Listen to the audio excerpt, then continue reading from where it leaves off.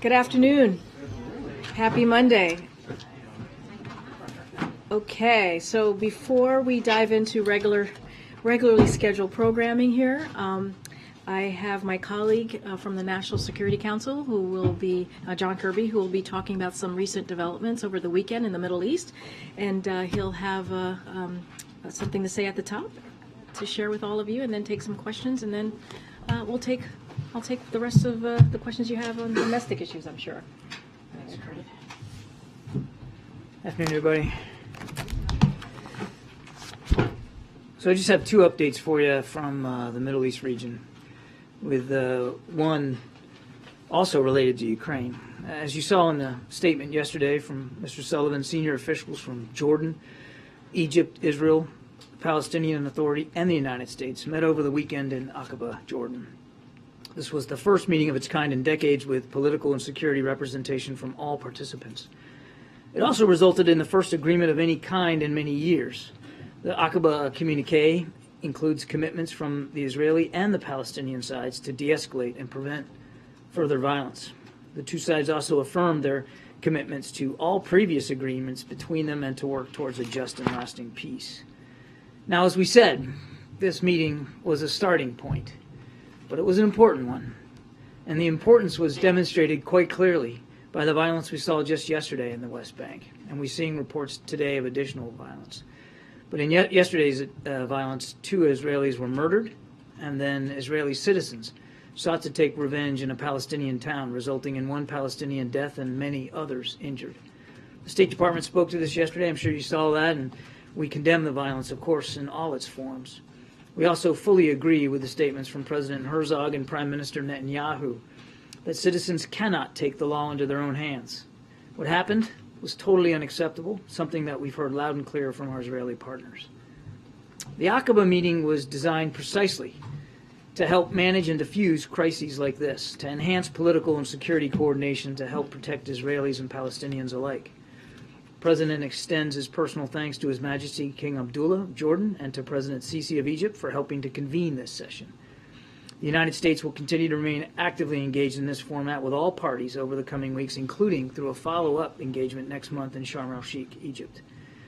Now, my second update has to do with Saudi Arabia and Ukraine. As you know, we are, and we have been for the last year, asking all partners to do what they can to support Ukraine. And so we welcome the visit made yesterday by Saudi Arabia's foreign minister and senior Saudi humanitarian and energy officials to Kyiv for meetings with President Zelensky and, of course, the rest of his leadership team. This was the first ministerial visit by an Arab state to Kyiv since the war began. During the visit, the Saudis and Ukrainians formalized arrangements for the delivery of $400 million in assistance, including generators and badly needed energy products and supplies. Now, these deliveries will begin arriving next week. This is an important announcement.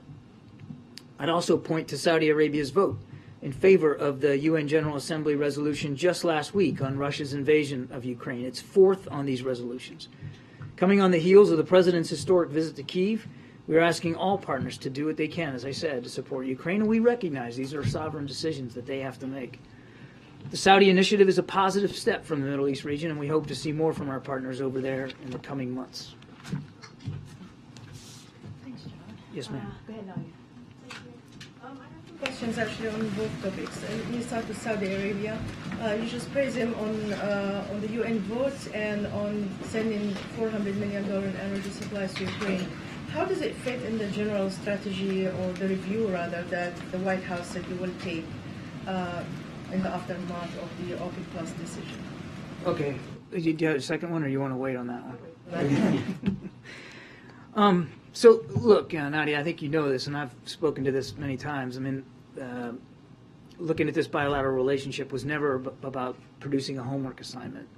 That's just a misnomer. That was never the intent here. We have been strategic partners with Saudi Arabia now for 8 decades, across multiple administrations and certainly across party lines. And there's been ups and downs in this relationship. We've been very candid about that as well. But this announcement yesterday in Kyiv of $400 million in support, largely to help Ukraine recover from the energy attacks on their infrastructure, is an important one. And again, we were glad to see it. The other things that we've been happy to see in recent months is a truce now in Yemen that's on its 10th month. Been consistent. I mean, literally thousands of Yemeni lives have been saved by this truce. By moving forward on a regional defense architecture with Saudi Arabia to help, not only help Saudi Arabia defend itself against attacks, and they still come under attack, but also to help us by helping them in protecting the 70-some-odd thousand Americans, both military and civilian, who live in Saudi Arabia. We're working with Saudi Arabia, and we're glad to see progress on things like 5G and 6G through something called O-RAN technologies. And obviously, coming on the heels of the president's trip, we're working to continuing to work to see if we can improve integration of Israel throughout the region. And I think now that you remind me that announcement over the weekend from Oman that they are now going to allow overflight of their airspace to and from Israel, that also is significant progress that we've seen here, and that is a direct result of the president's engagement on that trip over last summer to the region. So look, I've been very consistent. I'll say it again today. We are focused on making sure that this, like all other bilateral relationships, serves the interests of the American people first and foremost. That's where the president's head is, and that's what we're focused on here. We're focused on moving this forward, and we believe that the announcement, again, over the weekend by Saudi Arabia is a step in the right direction. And second, on the Aqaba communique, despite what you said, it did not really translate on what's happening on the ground. We have seen another wave of violence this morning, as you alluded to. 30 houses of Palestinians have been torched by settlers who are, according to international law, they are illegal in this in the settlements. Well, our position on settlements stays consistent. I mean, nothing's changed about that. We view the expansion of settlements as an obstacle to peace. We've been very clear about that. And as I said in my opening statement, the violence we saw over the weekend is just another example of why it's important that we get both sides together to work on ways to de-escalate. So the Aqaba communique, while I understand the point of the question, it happened over the same weekend that there was violence, but that had happened is still a good sign, at least a step that both sides are willing to work to de-escalate it. And you saw very swiftly coming out of the Israeli side, condemning Israeli citizens who were, as I said in my opening statement, taking the law into their own hands. That was their law in their own hands. That was not an insignificant statement on their part. Well, my question is about Prime Minister Netanyahu, who said he will continue with the settlement activities. Is there any consequences for him? Well, if you look at the communique, it says that they're not going to be discussing additional settlements now for 6 months. That's a positive sign, we think. And again, we've been very clear with the Prime Minister and the new government about our position on settlements. Obstacle to peace, we want to see a viable two-state solution. We don't believe that additional settlements work to that end. We've been very consistent on that.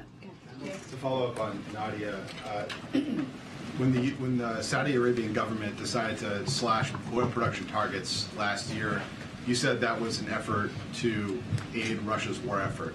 Given what you've seen over this weekend, would the administration now say that Saudi Arabia is helping Ukraine in this war? Yeah, I think I don't know that I could improve upon what I've said before here on this. We view this announcement over the weekend as a step in the right direction, and it's an important one that they are giving, that they actually went to Kyiv and through their foreign ministry directly pledged $400 million in energy infrastructure and financial assistance is not insignificant. It's a positive step. We're glad to see it. Thanks, Karine. John, on the Department of Energy's findings, the lab leak most likely caused the pandemic. How should Americans understand China's response here, saying that this is politically motivated, it's a lie, there's no science to back it, and swatting down this information? Well, I can't speak for the Chinese, and I wouldn't endeavor to do that. But just let me back up a little bit. The president made trying to find the origins of COVID a priority right when he came into office. And he's got a whole of government effort designed to do that. There is not a consensus right now in the U.S. government about exactly how COVID started. There is just not an intelligence community consensus. And I would add that one of the things the president did was he's the one who tasked the national labs, which report up through the Department of Energy, to study this as well. So it wasn't just an effort that was confined to the intelligence community. That work is still ongoing. But the president believes it's really important that we continue that work and that we find out as best we can how it started so that we can better prevent a future pandemic. I mean, that's the idea here, is to get ahead of it so that, should there be another one, or should there even be the signs of another one, we can better get ahead of it. China, though, is pretty clearly accusing the Biden administration of smearing them and trying to say that this is baseless, people shouldn't believe it, and it's a politically motivated attack. I'm not going to get ahead of where we are in the process, Jackie. The intelligence community and the rest of the government is still looking at this. There's not been a definitive conclusion, so it's difficult for me to say, nor should I feel like I should have to defend press reporting about a possible preliminary indication here. What the president wants is facts. He wants the whole government designed to go get those facts, and that's what we're doing. And we're just not there yet. And when we're there yet, and if we have something that is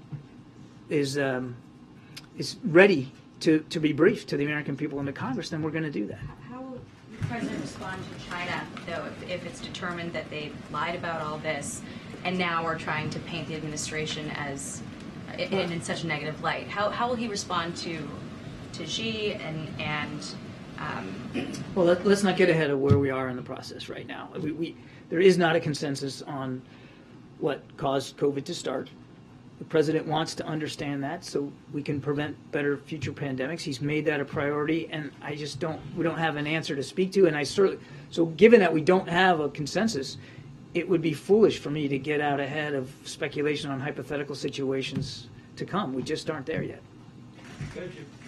Thanks, John. The president said that he wants cooperation with China, not conflict. But does the U.S. believe that China is pursuing policies, for example, the spy balloon, that make conflict more likely?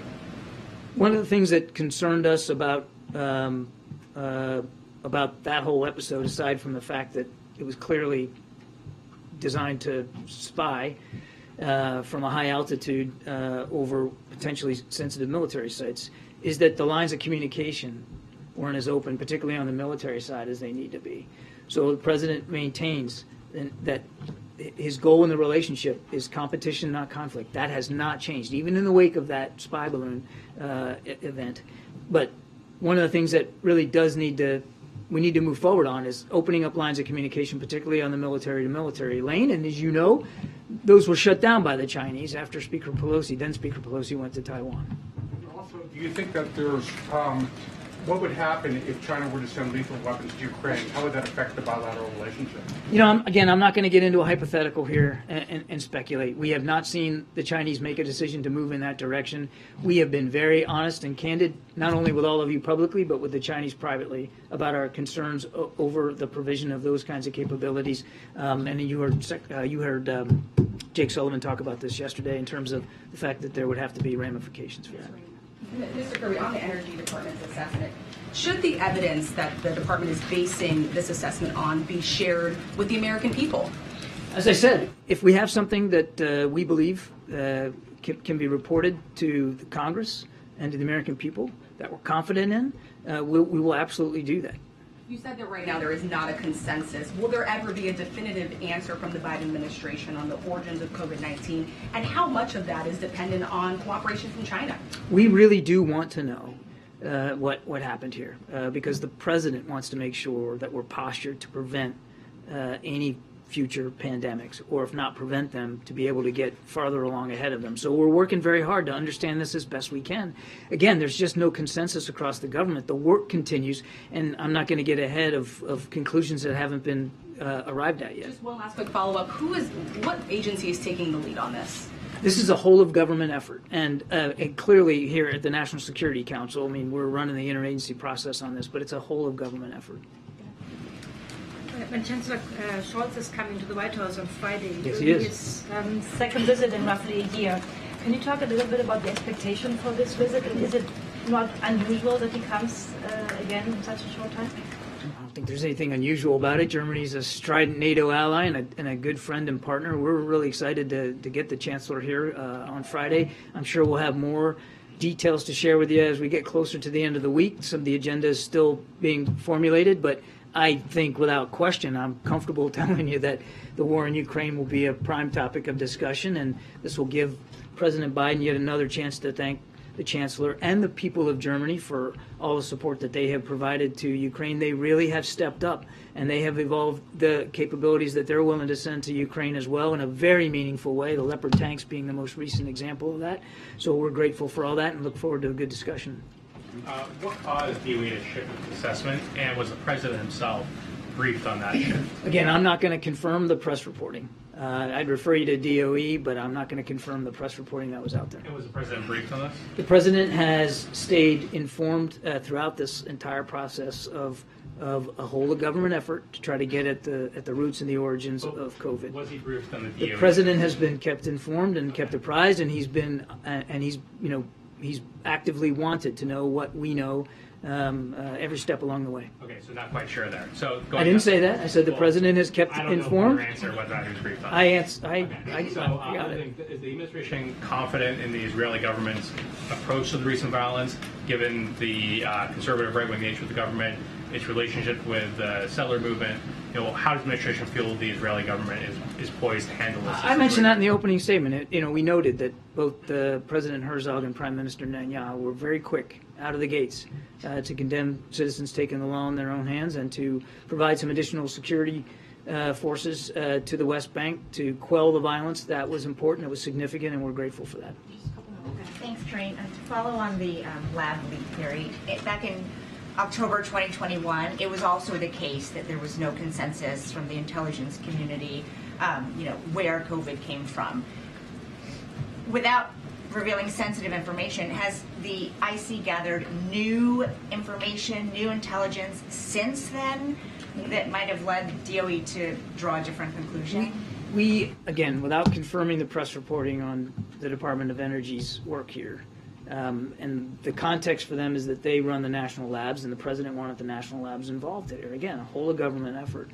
The work is still ongoing. There hasn't been a final conclusion arrived at here, and not everyone in the intelligence community or across the government necessarily has come to a consensus view here on how it started. But I want to go back to what I said before, and that's that the President believes it's important to know so that we can better prevent future pandemics. And obviously, regardless of what the source is, it's important for people to know that scientific research can still occur, needs to occur, in a safe and secure manner. And on Friday, the President was asked if he was worried that China will side with Russia in the war, and he said that there is no evidence of that so far. So does President Biden believe China is neutral in the conflict?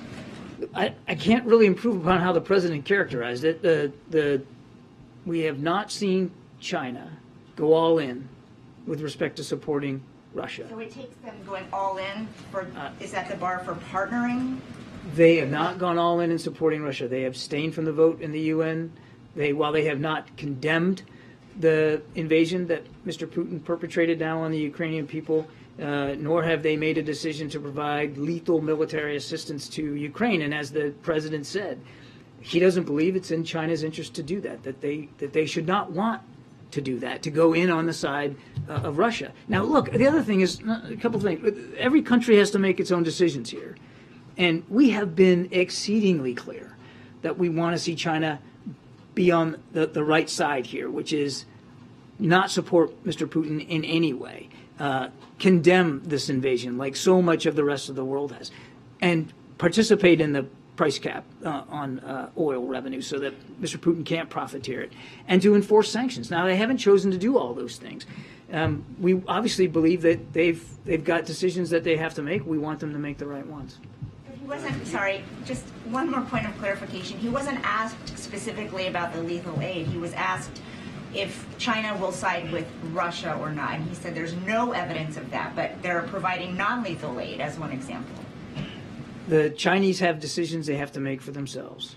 We want them to make the decision that so many other nations around the world have made, which is to not make it any easier in any realm, whether that's economic or military, make it any easier for Mr. Putin to continue to kill Ukrainians. And again, we don't believe that it's in the Chinese best interest, and this is his point, to move in that direction. Thank you, Karine. Two quick questions, sir. First, has President Biden asked, or does he plan to ask, President Xi to cooperate with investigations into the origins of the virus? Or at this point, does the administration believe that cooperation will not come from Beijing? We have consistently made it clear that we want China's full cooperation in a full, transparent way with the investigations into COVID, and including when he met with President Xi in Bali just a couple of months ago. And then, without weighing in one way or the other on origin of the virus, you've made clear that there's no consensus. Does the president believe, though, that the reward outweighs the risk when it comes to gain-of-function research? Does the reward outweigh the risk when it comes to gain of research? That type of research is history proven. degree. You're going to have to say that again? Does the president believe that this type of gain-of-function research is proven? He believes that it's important to help prevent future pandemics, which means he understands that there has to be legitimate scientific research into the sources or potential sources of pandemics, so that we understand it, so that we can prevent them, and we can prevent them from happening, obviously. But he also believes, and this is why he wants the whole of government effort here to understand it, that research has to be done, it must be done in a safe and secure manner, and as transparent as possible to the rest of the world, so people know what's going on. I think that's a fancy way of saying yes. Thanks, Karine. Hi, just a quick question on the Northern Ireland dispute and the fact that it has been resolved. Does that open the doors for the United States to perhaps resume talks with London for a free trade deal? That was nearly done under the Trump administration, but really hasn't gone anywhere under this administration. Yeah, I won't get ahead of where things are right now. I mean, we're grateful that the two sides were able to come up with this Windsor framework, as they call it, this agreement in keeping with the Northern Ireland protocols. We believe that this will help improve the prosperity of both the EU and the UK, and will open up all kinds of now avenues for trade that were somewhat at risk. So we'll leave things where they are right now. What about the EV tax credits and the dispute over that with the mention in the IRA? Yeah, again, I'm just not going to get ahead of where we are right now. Thanks, John. Just real quick, the ambassador, U.S. ambassador in Israel, Tom Nides, has just written on Twitter that he can confirm that a U.S. citizen was killed in the West Bank in some of the terror attacks tonight. Are you guys aware of this? Do you have any comment on it, or is this the first year you guys are hearing it? I have not heard that report until just now. I'm deeply sorry to hear that. If it's true, certainly our thoughts and prayers will go out to the family, but I just don't have any more information on it. Follow up on Northern Ireland, please, sir. Thanks, Kirby. Appreciate it. Thank you. Thanks, John. Thank you. All right, just a couple things at the top, and then we'll get going. So today we're thrilled to announce that Mayor Steve Benjamin will join the White House as Senior Advisor and Director of the Office of Public Engagement. Mayor Benjamin is a long-time public servant who has served the people of South Carolina for over 2 decades statewide and as a 3-term mayor of Columbia. As a former president of both the U.S. Conference of Mayors and the African American Mayors Association, his deep relationships with communities across the country will serve our administration and the American people well. Under Mayor Keisha Lance Bottoms' leadership, the Office of Public Engagement has kept equity at the heart of our agenda and has continued to connect with everyday Americans who may not have a voice to reach Washington otherwise. She has been a close advisor to the president, and he is grateful to Keisha for serving our nation with honor and integrity. This was always intended to be a short-term assignment, which Keisha graciously extended, and we wish her the best as she returns home to Atlanta to be with her family as planned. A couple of notes on the president's schedule today and tomorrow. I'll start clearly with today. In about an hour or so later today, President Biden and Vice President Harris will deliver remarks at a reception in the East Room honoring Black History Month. At the beginning of the month, President Biden issued a proclamation in celebration of Black History Month, and the White House will release an updated fact sheet on the Biden-Harris administration's ongoing efforts to advance equity, opportunity for Black Americans and communities across the nation. Throughout this month, President Biden has issued an executive order to advance racial equity and support for underserved communities through the federal government. The president also hosted a White House screening of the film Till, the story of Mamie Till Mobley, who pursued justice after the lynching of her 14-year-old son, Emmett Till, back in 1955. Vice President Harris and Senior Advisor for Public Engagement, Keisha Lance Bottoms, hosted student reporters from more than 100 HBCUs across the country for a briefing at the White House. White House officials hosted Black leaders for roundtables around issues including reproductive health and women's rights, national security, disparities impacting the Black community, including the LGBTQ plus Black community, Black media priorities, legislation in historic state legislatures led by Black speakers, and efforts to close the racial wealth gap with Black venture capital and private equity stakeholders.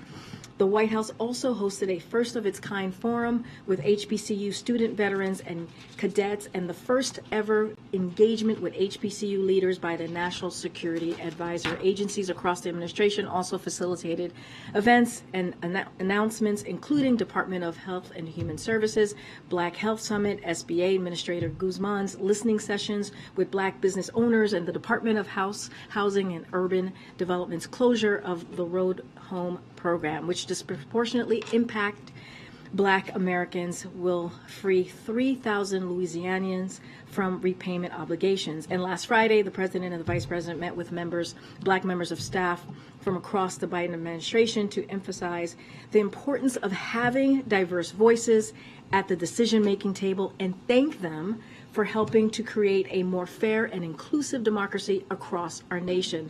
The Biden-Harris administration will honor and continue the work of Black Americans who have created a more fair and inclusive democracy, helping our nation move closer to the realization of its full promise for everyone. And tomorrow, as you all know, the president's going to be traveling to Virginia Beach, where he will highlight how Republicans are threatening default and economic catastrophe unless they can force through their agenda that would raise health care costs for seniors, working families, and Americans with pre-existing conditions and cause millions of people to lose their coverage. As the president said before his State of the Union address, he will release his budget on March 9th, and congressional Republicans should provide that same transparency as well. The American people deserve to know what Republicans are looking to cut, given that in countless previous budgets, they have repeatedly proposed devastating cuts to essential programs like Affordable Care Act and Medicaid, which are lowering costs for tens of millions of Americans across the country. So we will have a preview call for all of you, as we normally do ahead of these types of trips. It will be at 4:45 p.m., so in about an hour and 40 minutes, which all of you should tune into for more details. I also want to highlight that this week, the Commerce Department is announcing a major milestone for CHIPS and Science Act, a pillar of the president's agenda to rebuild our infrastructure, supply chains, and manufacturing right here at home. They are announcing their process and guardrails for companies seeking to utilize the legislation to invest in this historic effort to rebuild America's semiconductor industry, known as Notice of Funding Opportunity. I know a lot of you had questions about the next steps, so here you go. It will be a major point of focus in ensuring we have a skilled, trained workforce that can fill the hundreds of thousands of jobs we are currently creating right here in America. The need for childcare to boost our workforce is undeniable. Part of the solution to that is that the Commerce Department is going to require companies seeking substantial CHIPS funding to submit a robust child care plan that reflects the needs of their workers, communities where they plan to build. The country needs more workers, especially women, in order to deliver on the president's bold agenda, and we are committed to working with the private sector to ensure the success of Chips for America, and to unlock the full potential of our economy. This is a major innovative step just to do that. And finally, as you all may have seen a couple of hours ago, the president, at the president's direction, the Department of Labor and the Department of Health and Human Services announced new actions to crack down on child labor violations and ensure that sponsors of unaccompanied migrant children are rigorously vetted. Child labor is abuse, and it is unacceptable. Again, it is unacceptable. This administration has long been combating a surge in child exploitation, and today the Department of Labor and HHS announced that they will create a new interagency task force to combat child exploitation. They will also increase scrutiny of companies that do business with employers who violate child labor laws, mandate follow-up calls for unaccompanied migrant children who report safety concerns to the HHS hotline, and audit the sponsor vetting process for unaccompanied migrant children over the next 4 weeks. Today's actions make clear that we will continue to investigate and hold companies accountable. We also need, which is incredibly important here, we need Congress to take action as well. We need Congress to provide the resources this administration has long requested to better enforce child labor laws, and we need Congress to increase the maximum civil penalty for child labor violations to better deter these bad actors. With that, Chris, you want to kick us off? So a follow-up on the child labor issue. Is the administration, is the president satisfied with Secretary Becerra's handling of this issue, given the push that he and others have made to more quickly release children to sponsors where they wind up in child labor situations? So let me first say, yes, he has full confidence in the Secretary of HHS, and I'm assuming you're talking about the assembly line comment, or is okay. So look, I just want to be very clear. Of course, the president does not believe that processing migrant should be treated like an assembly line, and neither does Secretary Becerra. I would refer you to HHS addressed that particular comment in the story, and I would refer you to what was said there. Look. More broadly, though, the health and safety and the well-being of children is the priority of this president, this administration, and also Secretary Becerra. That means getting kids out of congregate settings and rigorously, as I just mentioned at the top, vetting families and sponsors that would take in these children. Another question on the abortion pill ruling that's pending. What is the administration doing to prepare for a perhaps unfavorable ruling? Will women lose access to abortion if this ruling happens, or the administration has something else planned for that? So a couple of things that we do want to say here is what's at stake is that a single judge is making a decision about a drug that has been around. You've heard me say this from here. You've heard Jen Klein, my colleague, who has been really leading this effort here, along with the vice president internally for more than 20 years. If you think about this particular drug that they're going to make an announcement on. So look, mifepristone is used safely in more than 60 countries, not just here in the U.S., but 59 other countries have been using this for 20 years and in a safe way. And the FDA has repeatedly considered the clinical evidence in making science-based determinations to guide its safe and effective use. Look, while I want to be careful, we don't know where the court is ultimately going to land here and what they're going to decide. The decision could be unprecedented, of course, and devastating to women's health, and we may find ourselves in uncharted territory once again. So we are working closely with the Justice Department and the Department of Health and Human Services, as you all know, to be prepared for a range of potential outcomes that may come out of this, and we'll be prepared to review and take actions to ensure the safety and the health care of women. I'll let you go on, but I just want to ask this very clearly. Can the administration protect access to these medications if the judge rules against the administration? So again, we're going to be ready for any judgment that may come that may actually put mifepristone at risk. And we are working with the Department of Justice here. We're working with HHS to figure out what could be the steps in moving forward. I'm not going to get ahead of a ruling that's seems to be imminent, a court ruling that seems to be imminent, but just wanted to lay down where we are and how we see this process. Remember, this is a 20-year drug that's been around, that's been used safely, that's been used in 60 countries, and so I'll just leave it there. Okay. Thanks, Karine. To follow up on the child labor violations, first, is the crackdown in direct response to the investigative reporting that came out over the weekend? So I just want to be very clear here. Look, the New York Times story is heartbreaking, and it is completely unacceptable. And this is something that we have taken action on. So just also want to be clear on that. The president and his administration has long focused on making sure that this growing problem of child exploitation is dealt with. Just a couple of things that I'll lay out and what we have done, especially the Department of Labor has done over the last year or two, is because they have been focused on this. Just last fall, they secured a court order stopping an Alabama manufacturer of Hyundai and Kia parts from employing children. They recently they got one of the nation's largest food safety sanitation providers to pay $1.5 million in civil penalties for violating child labor laws. So that doesn't mean that the work is done. That's why you heard the announcement today that you did from the two agencies on what we can do next, from the Department of Labor and HHS, on what other actions that we can take to move forward. But again, you heard me say this at the top. We also need Congress to act. The president asked Congress in his fiscal year 23 budget for more fundings. It fell short by $50 million, and so it was a request for the DOL wage and hour division to be able to do its job.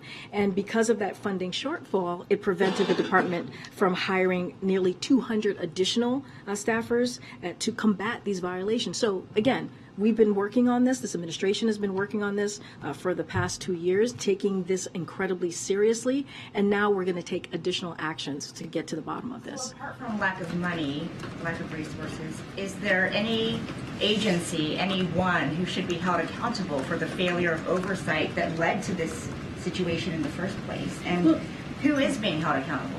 So here's the thing.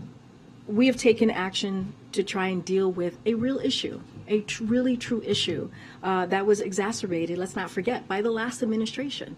And so that's what we walked into. HHS took action on day one. If we take a step back, when we came into office, migrant children were being expelled to Mexico, where they were subject to gang violence and exploitation. So we reversed that policy, making clear that we as a nation have a more responsibility to do better. So we took action there.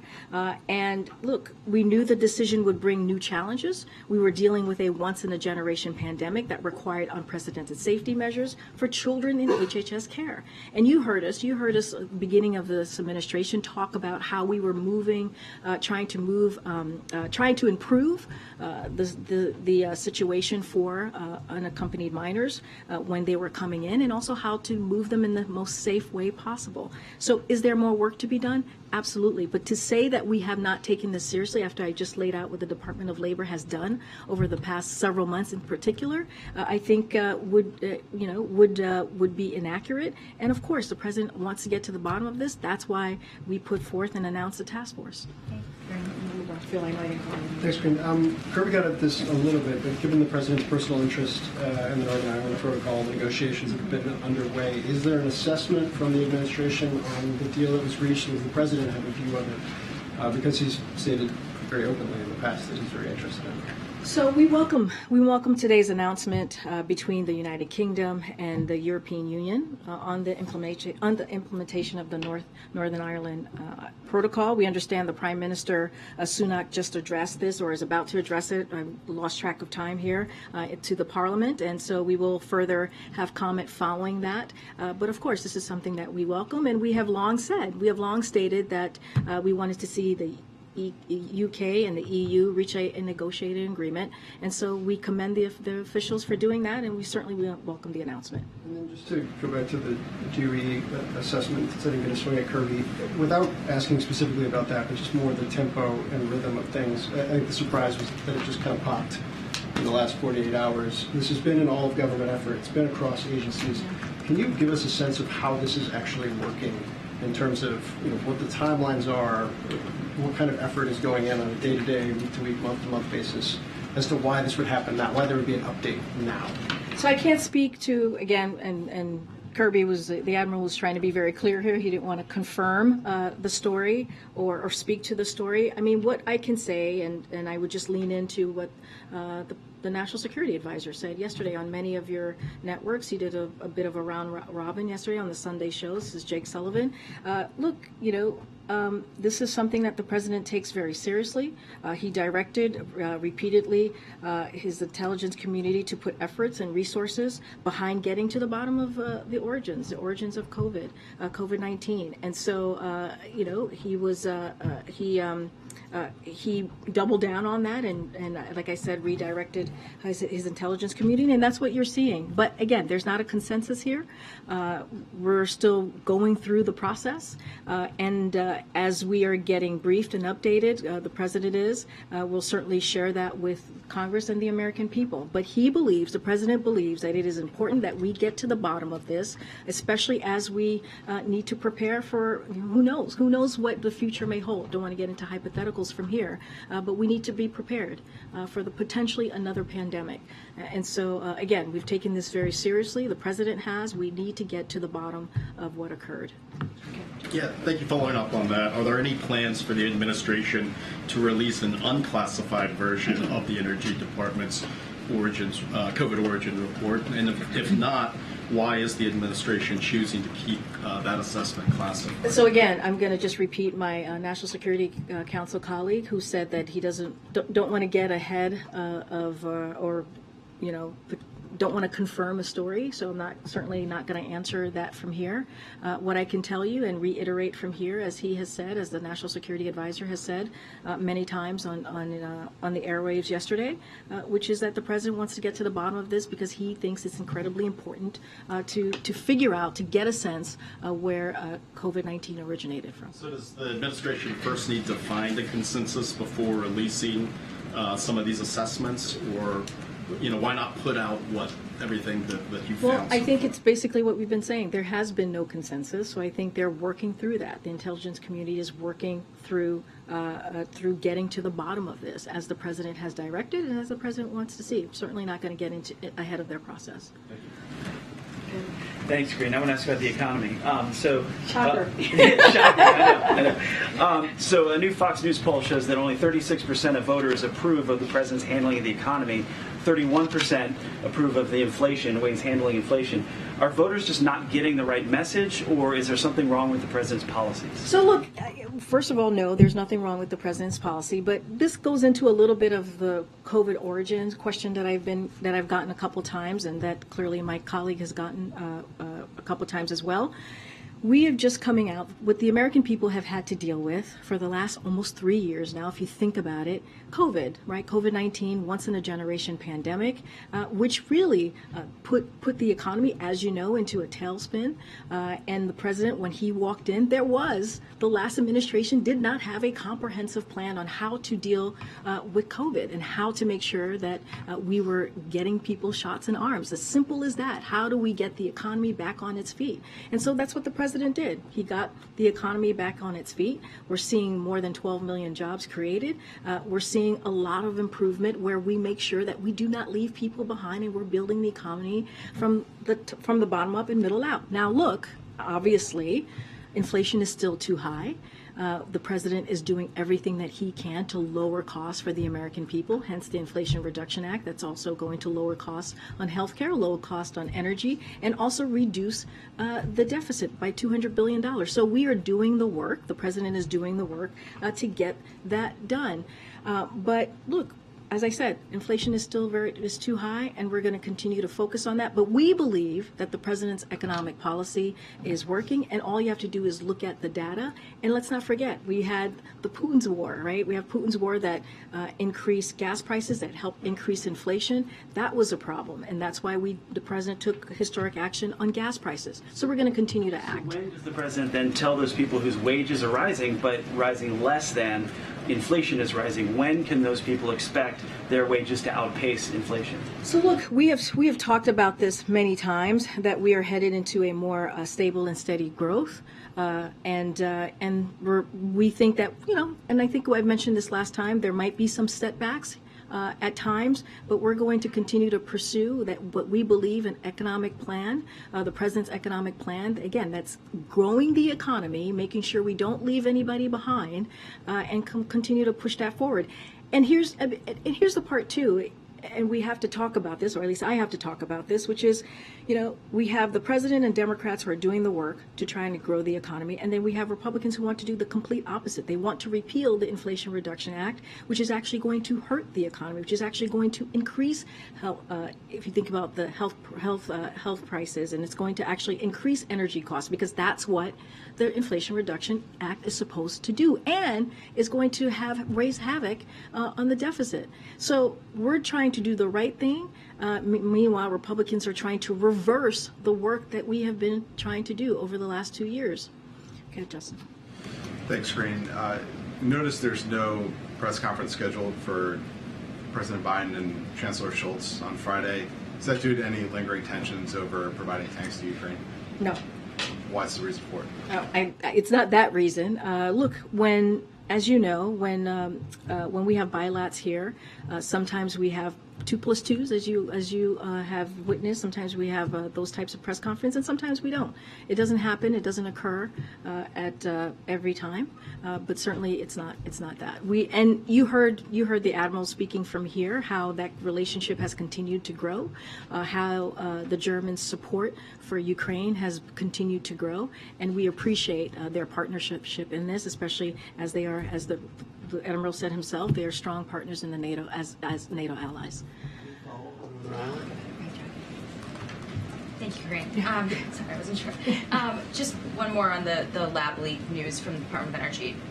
With all of this information coming out, and obviously the president had ordered a multi-agency effort that included the Department of Energy to try to get at the origins question. But looking, with hindsight 2020, and now these conclusions coming out from parts of this administration, was it prudent to have at the time some administration officials voicing support for one origins theory over another, like Dr. Fauci did in a couple instances? He said, my belief is that it's most likely natural transmission.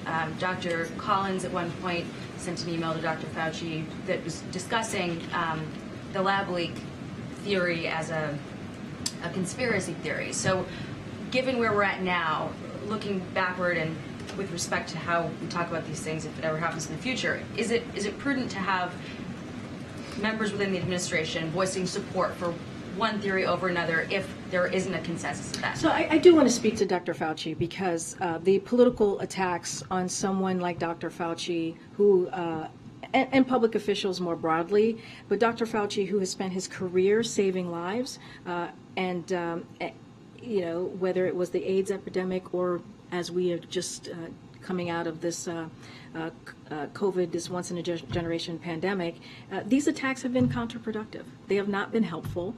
This is someone, again, who has spent his almost entire career fighting for the well-being, the health of the American people. And so I just want to call out the political attacks. I think, again, it's not been helpful. Dr. Fauci himself has said he agrees with the president that we needed to get to the bottom of this, to get to the bottom of where COVID originated. And that's what the president did from certainly the first few months of his administration.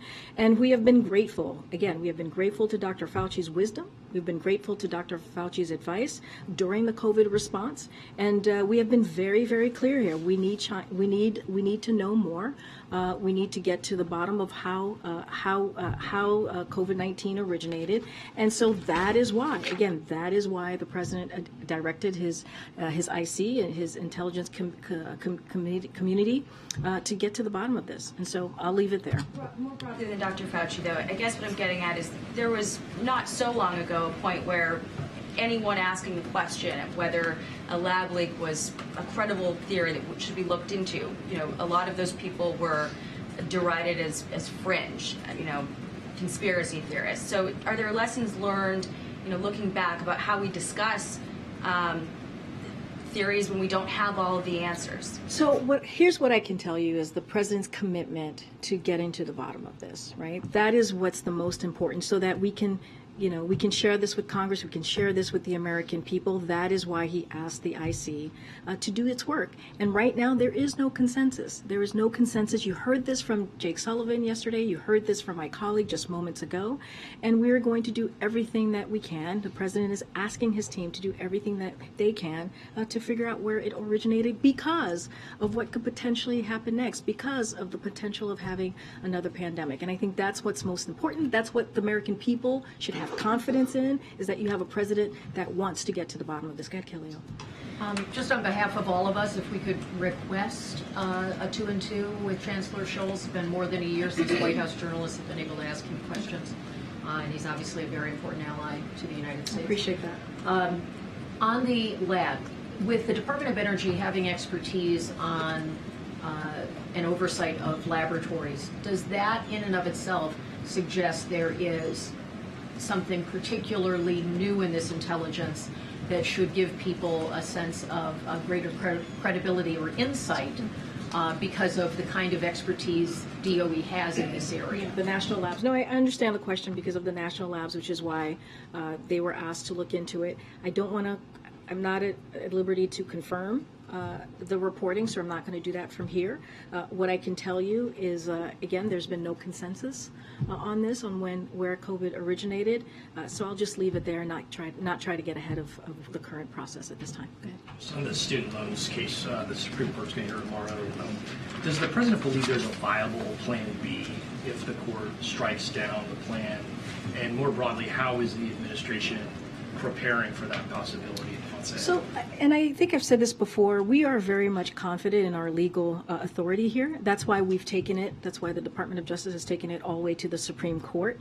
And so, again, we're confident in our legal authority. We're going to see what the Supreme Court decides, but clearly the oral argument is happening tomorrow at 10 a.m. before the U.S. Supreme Court, so I'll leave that to the Department of Justice.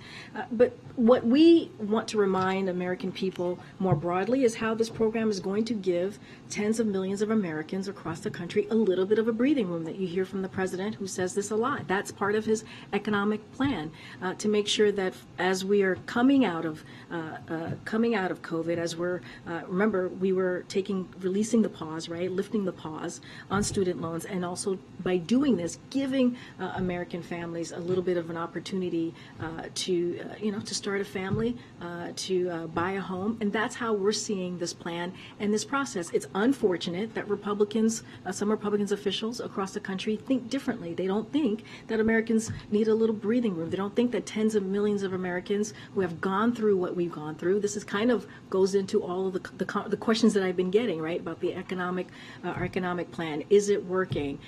What is it that we're doing? This is all part of this, right, giving the American people a little breathing room. And you have Republican officials who don't agree with this and who want to make it more difficult for Americans to get that relief. The president's going to put out a plan soon on Social Security. Senator Sanders would like to see an expansion of benefits. He'd like to see that paid through ending payroll taxes on higher income Americans. How does the president assess this, and does he think you could actually expand Social Security benefits while still strengthening the long-term viability of the system? So what I can say is more broadly, the president has not endorsed a bill at this time. I know you're asking me about Senator Sanders' bill, so he hasn't done that. We always welcome proposals from members of Congress and how to extend Social Security solvency without cutting benefits or increasing taxes on anyone making less than $400,000. Look, but what we see right now, what the president is focused on, is the immediate threat that we've been hearing from Republicans for some time on cutting Social Security, on cutting Medicare. And so, look, we're gonna fight that. The president said you heard him during the State of the Union. He was very strong and very clear about how he's going to be a fighter for Social Security and a fighter for Medicare.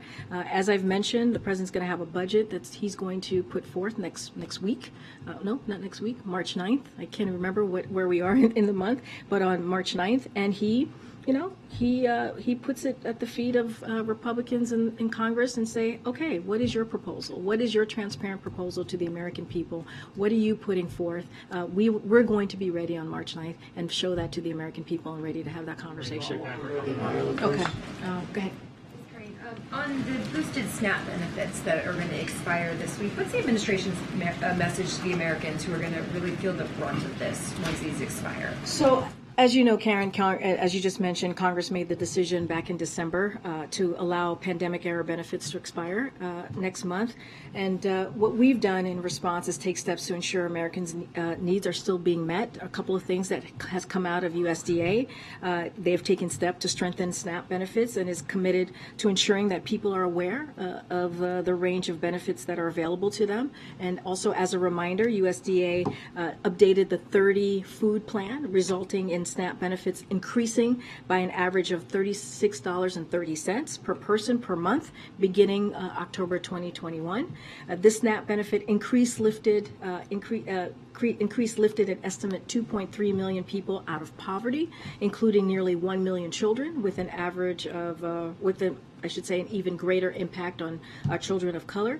And we have called to expand SNAP to additional underserved populations. So again, this is a decision that was made by Congress. It is going to, as you said, it's going to expire next month. But we have tried to do the work through USDA to try to do everything that we can to strengthen SNAP benefits. President planning any executive action once these expire? Should we expect that coming soon? So I don't have any executive actions to announce at this time. But what we have done these past several months is make sure that we can strengthen the SNAP benefits, which has proven to lift certain communities who truly who have been hurt the most, to get them out of poverty. And so that is something that you've seen through the president's actions. And just some of the data that you just cited about the millions of people that were kept out of poverty and the percentages that dropped to reduce poverty for people and child poverty, is the expectation now that those gains will be wiped out and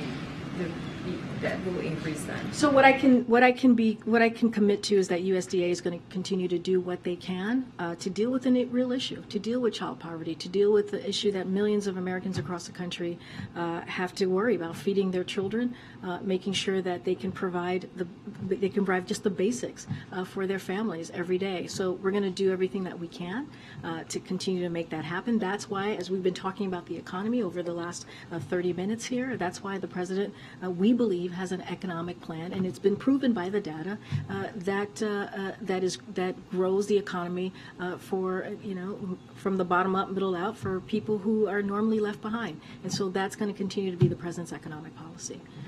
Go ahead. Yes, thank you, Karine.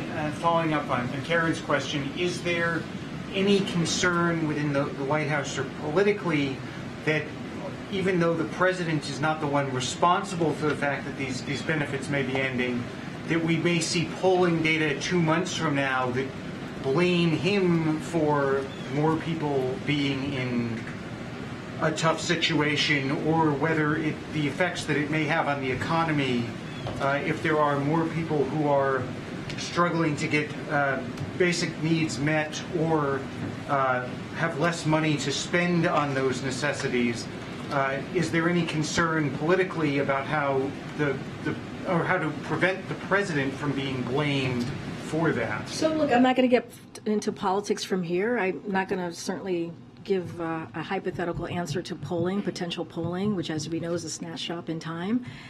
What I can say, what I can speak to, is what the president cares about, is what the president is focused on. He's focused on the American people. He's focused on giving people a little bit of a breathing room. I just talked about the student loan. I just talked about how the economy we see is growing because of his economic policy. I just talked about how the president continues to make sure that we do not leave anyone behind. I just talked about at the beginning of the briefing how equity has been at the center of everything that this president has done.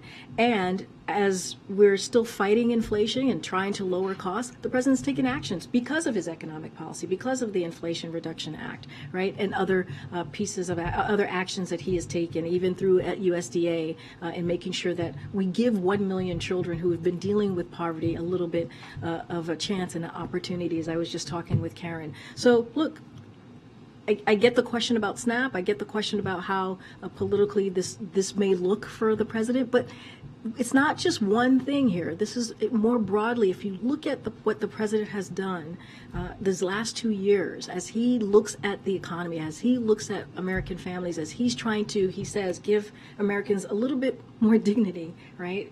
To be able to put food on their table, as he talks about not leaving anyone behind. This is part of the ethos of what the president believes, as he is working for every American across the country, whether you're in rural America, in urban, in red state, blue state. He is a president for everyone, and that's what you're going to continue to see from this president. All right, guys, I'll see you on Wednesday. Thanks, everybody. Thank you.